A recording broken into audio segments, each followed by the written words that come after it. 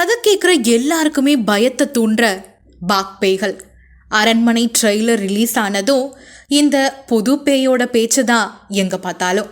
அப்படி இந்த பாக் பேய் யாரு, எங்கே இருக்கு? இன்னைக்கு கண்ணமால பாக் பேய் பற்றின சுவாரஸ்யமான விஷயங்களை தெரிஞ்சுக்கலாம்.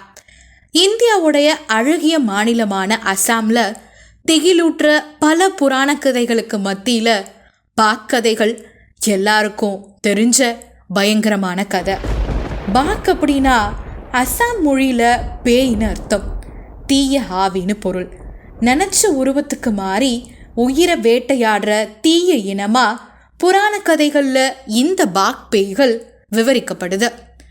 இந்தியாவை ஆக்கிரமித்த பலராலையும், அதாவது இந்தியாவை பல பேர் ஆண்டிருக்காங்க, ஆனால் நார்த் ஈஸ்ட் பகுதிகளிலையும் ஈஸ்ட் பகுதியிலையும் ஆக்கிரமிக்க முடியல.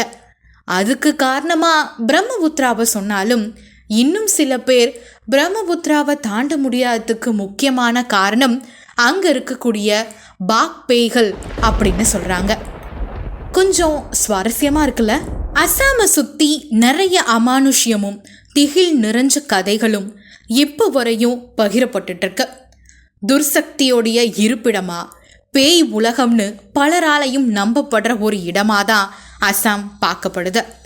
அந்த காட்டில் இருக்கக்கூடிய மரங்கள், செடிகள், விலங்கு, நீர்நிலைன்னு எல்லாத்துக்குள்ளேயுமே அமானுஷ்யம் நிறைஞ்சிருக்குன்னு நம்பப்படுது.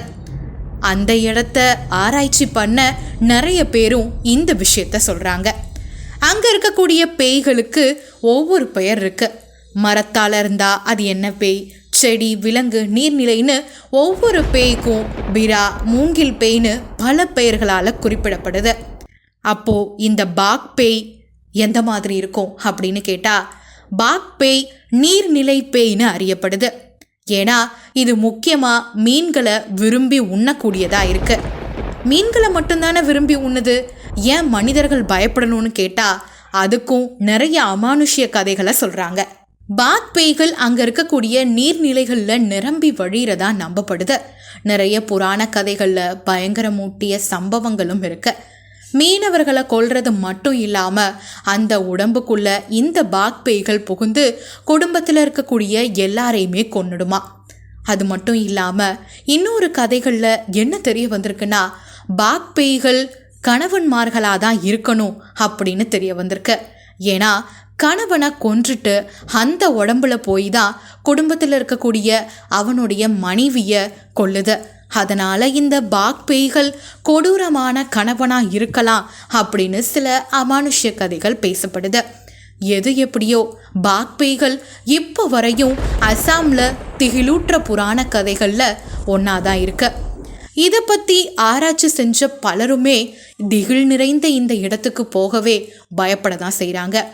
அங்கே இருக்கக்கூடிய மீனவர்கள் எல்லாமே தங்களுடைய மீன் வலையை கிழிச்சு தான் எடுத்துகிட்டு போகிறாங்களா. பாக் பேய்கள் கிழிந்த வலைகளை கொண்ட அவங்கள எதுவுமே பண்ணாதுன்னு ஒரு நம்பிக்கை இருக்கு.